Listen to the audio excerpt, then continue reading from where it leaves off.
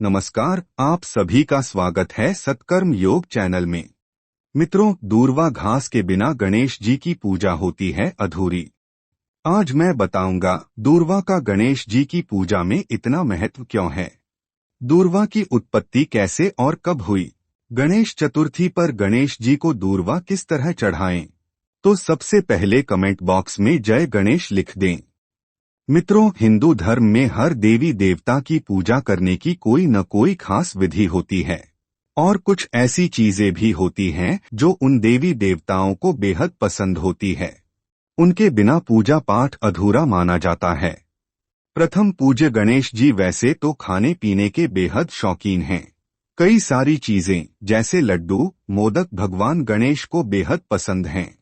लेकिन इसके अलावा एक और चीज है जिसके बिना भगवान गणेश की पूजा अधूरी मानी जाती है, और वो है दूर्वा। भगवान गणेश की पूजा में दूर्वा अर्पित करना जरूरी माना गया है। दूर्वा एक प्रकार की घास है जो प्रायः बाग बगीचों में मिल ही जाती है। इसे प्रचलित भाषा में दूब भी कहा जाता है। संस्कृत में इसे दूर्वा, अमृता, अनंता, गौरी, महौषधि, शतपर्वा, भार्गवी आदि नामों से जाना जाता है। दूर्वा कई महत्वपूर्ण औषधीय गुणों से युक्त है। ये दूर्वा भगवान श्री गणेश को बहुत ही प्यारी है।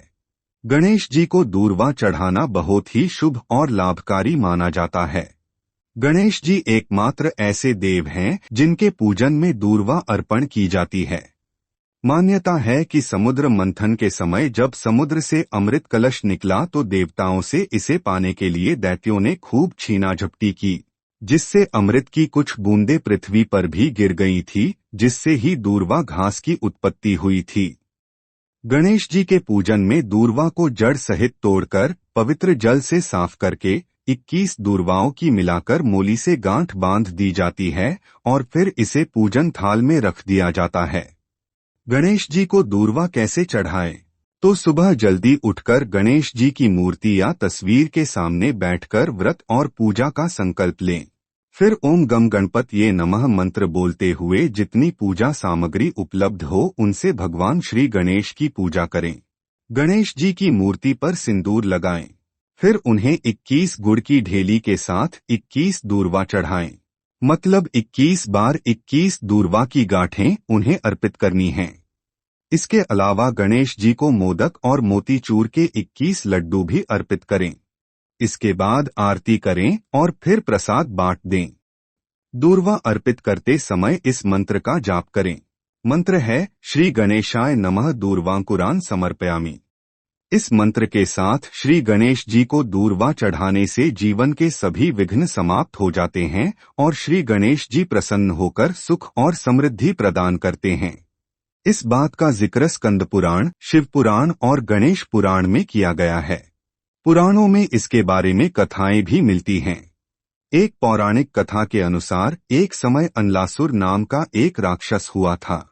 उसके कोप और अत्याचार से सभी जगह त्राही त्राही मची हुई थी। ऋषिमुनि, देवता, इंसान, पशु पक्षी सभी उसके अत्याचार से दुखी हो चुके थे। उसके आतंक को रोकने के लिए सभी ने शिव जी के पास जाकर विनती की कि हे भोलेनाथ, हमें इस निष्ठुर दैत्य से बचा लें। उसके आतंक का अंत जल्द से जल्द करें। शिव जी ने उनकी करुणामयी विनती सुनकर उन सबसे कहा कि इसका निदान तो सिर्फ गणेश के पास है।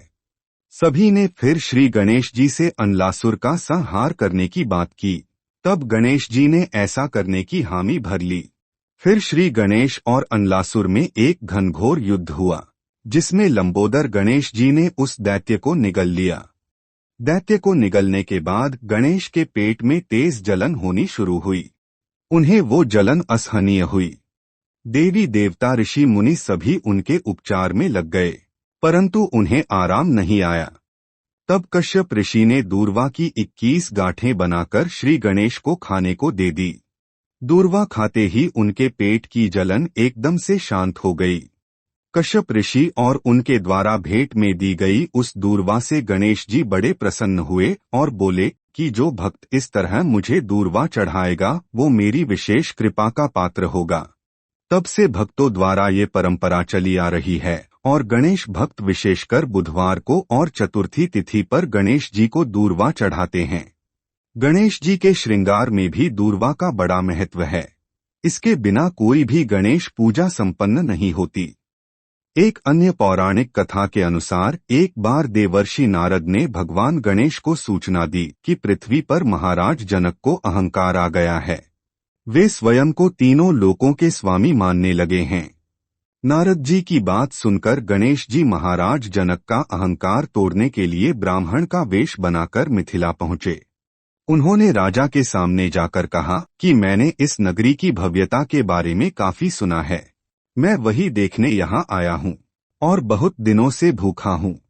महाराज जनक ने ब्राह्मण को भोजन कराने का आदेश दे दिया।